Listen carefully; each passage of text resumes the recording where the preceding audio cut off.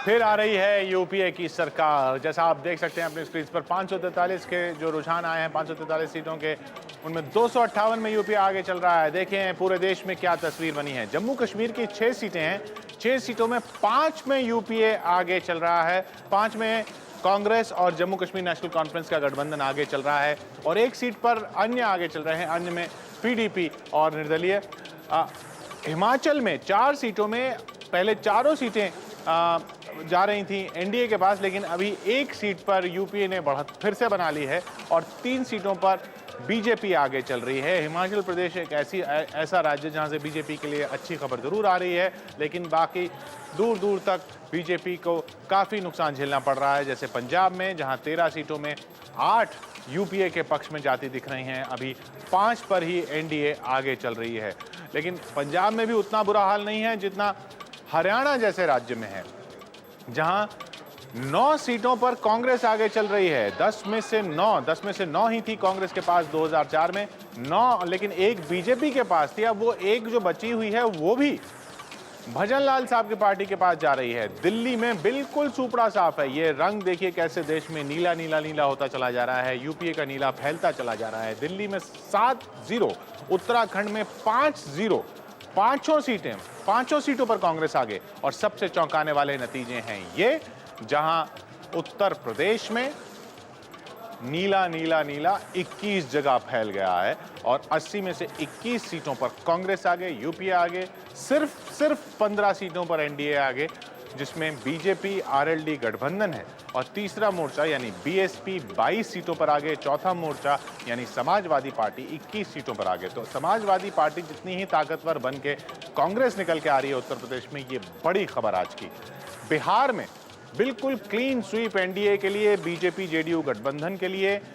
33 सीटों पर BJP JDU गठबंधन आगे है, जबकि चौथा मोर्चा यानी लालू प्रसाद यादव और रामविलास पासवान की पार्टी वहां मिलके 3 सीटों पर आगे हैं। उनमें रामविलास पासवान की पार्टी को अभी कोई सीट नहीं मिलती दिख रही है। तीनों सीटों पे आरजेडी हैं। उनमें से पाटलिपुत्र, ऐसी सीट जहां खुद लालू प्रसाद यादव खड़े हुए थे, वो हार चुके हैं। पश्चिम बंगाल में ऐसा झटका लगा है लेफ्ट को कि देखिए वहां किस तरीके से नीला फैला है। 42 में से 25 सीटों पर यूपीए आगे है। कांग्रेस तृणमूल गठबंधन के हाथ में 25 सीटें आती दिख रही हैं।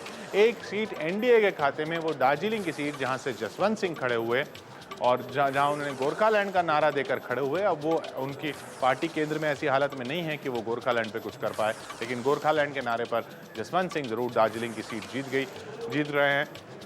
असम की 14 सीटों में यूपीए के हाथ में 6 आ रही हैं। कांग्रेस के हाथ में 6 आती दिख रही हैं। एक अन्य के पास जाती दिख रही है, वो कोकराझार की सीट, वो भी यूपीए के समर्थन या यूपीए के साथ आने की संभावनाएं उसमें भी हो जाती हैं। तो ज़्यादा नुकसान नहीं हुआ है असम में भी, और पूर्वोत्तर राज्यों में भी काफ़ी नीला फैला हुआ है 11 में से 7 लोकसभा क्षेत्रों में। और एनडीए के हाथ में कुछ नहीं, तीसरे मोर्चे के हाथ में सिर्फ 2, वो भी त्रिपुरा। उधर झारखंड की 14 सीटें, यहां जरूर यूपीए को अच्छा खासा नुकसान हुआ है। एनडीए के हाथ में 14 में से 8 आती दिख रही हैं और बाकी 2 अन्य के खाते में जाती दिख रही हैं। तीसरे मोर्चे के पास 1 आती दिख रही है और यूपीए के पास 3 जाती दिख रही हैं। उड़ीसा, ये यहाँ जबरदस्त नुकसान एनडीए को हुआ है और यहाँ बीजू जनता दल ने न सिर्फ असेंबली में बल्कि लोकसभा में ये दिखा दिया कि जो उन्होंने फैसला किया था बीजेपी से अलग होने का, वो सही फैसला था। उनकी ताकत और बढ़ गई है पिछली बार के मुकाबले। 21 में से 14 सीटें अकेली बीजू जनता दल की आ रही हैं और बीजेपी का सुपड़ा साफ हो रहा है उड़ीसा में, जो बीजेपी ने काफ़ी कड़ी चुनौती देने की बात कही थी बीजेडी को उड़ीसा में। छत्तीसगढ़ में एनडीए का गढ़ बरकरार है। रमन सिंह की वहाँ सरकार है और वहाँ 11 में से 9 सीटें बीजेपी के खाते में जाती दिख रही हैं। पिछली बार 10 थी, इस बार 9 हो रही हैं और कांग्रेस के पास 2 आती दिख रही हैं। अब बात मध्य प्रदेश की, जहां ये बात की जा रहा था कि छत्तीसगढ़ और मध्य प्रदेश दोनों ऐसी जगह हैं जहां कांग्रेस को कोई उम्मीद नहीं है।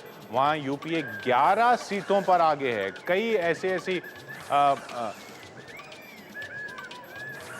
कैंडिडेट्स को टिकट देना वहाँ बहुत फ़ायदेमंद रहा है कांग्रेस के लिए, जो मीनाक्षी नटराजन जिस तरीके से मंदसौर में और भी कई ऐसे कैंडिडेट जिन्होंने बीजेपी को पटखनी दी है। मध्य प्रदेश में 11 सीटों पर यूपीए आगे।